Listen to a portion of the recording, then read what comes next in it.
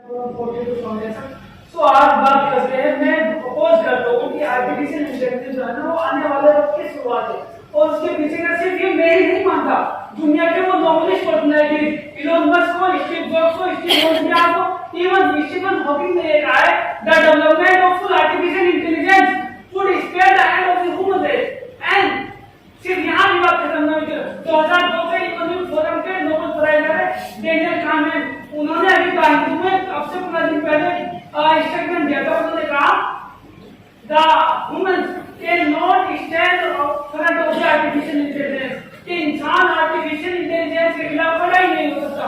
और ये साबित हो चुका है जब 1997 में डीप ब्लू सुपर कंप्यूटर ने वर्ल्ड के बिगेस्ट चैंपियन जो कि चेस चैंपियन था उसको हराया था, वो साबित हो चुका है।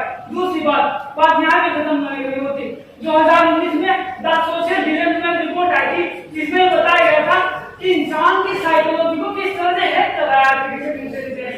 उसमें ये बताया गया कि जब सपोज आपने कोई एल्गोरिथम दिया और सपोज आपने कोई 9 इंच की वीडियो देखी तो बार बार उस तरह की वीडियो दिखा के आपको ये साबित कर देता है कि वाकई में एक कम्युनिटी के खिलाफ साजिश हो रही है। ये मानने पर आपको मजबूर कर देता है कि वाकई में आपके साथ पक्षपात किया जा रहा है। ये जैसे यूनिटी और एकता के लिए करता है। और ये नहीं भूलना चाहिए कि सुप्रीम कोर्ट का ऐसा मामले में कैसे कि जैसी एकता और अखंडता तो मूल ढांचे का सिद्धांत है। बात यहाँ पे खत्म नहीं होती।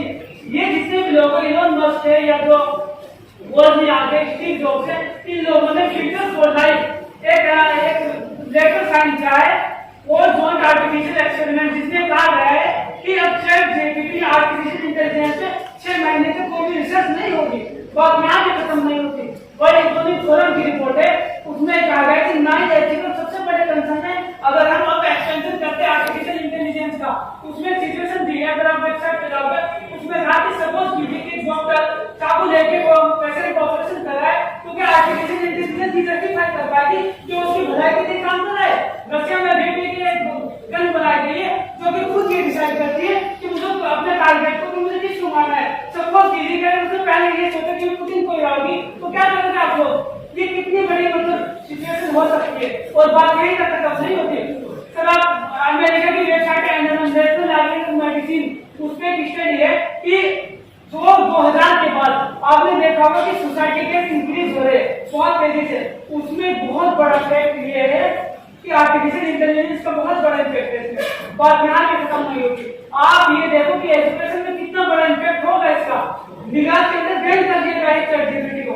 और एल्बर्ट आइंस्टाइन ने कहा था क्रिएटिविटी को लेके कि अगर आर्टिफिशियल इंटेलिजेंस का इसी तरह से एक्सपेंशन होता है तो उन्होंने कहा I fear the day when the technology suppress the human interaction and the world will have the generation of users. अगर इसी तरह से होता रहा तो जो इंसान की क्रिएटिविटी वो डाउन हो जाएगी और दुनिया के पास जो बचेगा वो जनरेशन ऑफ इडियट्स होगा। तो मॉडर्न में अपनी बात में खत्म करते हुए बहुत फेमस पर्सनैलिटी आपने सुना होगा, हरारकी उनकी बुक है अभी जो आई है the quantum lesson for the quantum century में पेज नंबर 152 लाइन नंबर 2 में लिखा है कि the biggest threat of the quantum century is artificial intelligence. Thank you so much. Ravindra Kumar.